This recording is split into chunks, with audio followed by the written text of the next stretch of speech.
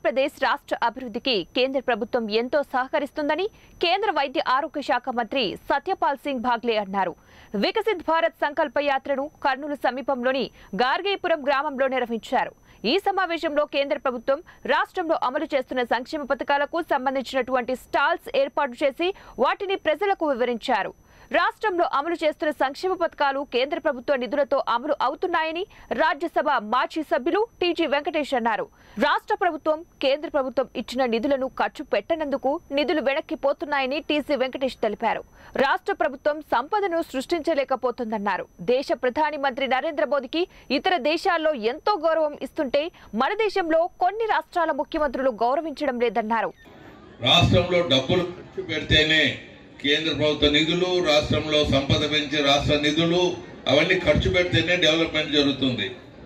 రెండు చేతులు కలిస్తేనే శబ్దం వస్తుంది. ఇది అర్థం చేసుకోవాలి.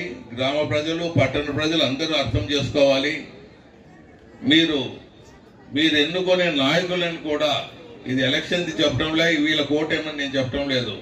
ఎన్నుకునే నాయకుడిని మీరు నీతి నిజాయితీగా పనిచేసే నాయకుడికి మీరు ఓటు వేసే పద్ధతిలో మీరు పోతే రాష్ట్రము, దేశము ఎప్పుడో బాగుపడేదానికి అవకాశాలు ఉంటాయని మీరు కులము, మతము దానిలతో పెట్టుకొని మీరు ఓట్లు వేయటము, కులాలు మతాలుగా విడిపోవటము అవి జరిగితే మాత్రం ఈ దేశం బాగుపడదని మీ అందరికీ తెలియజేస్తూ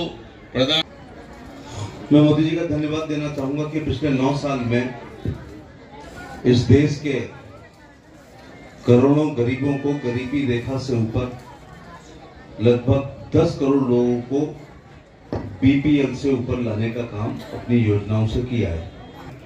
सड़क पर शौच करती हुई महिलाओं को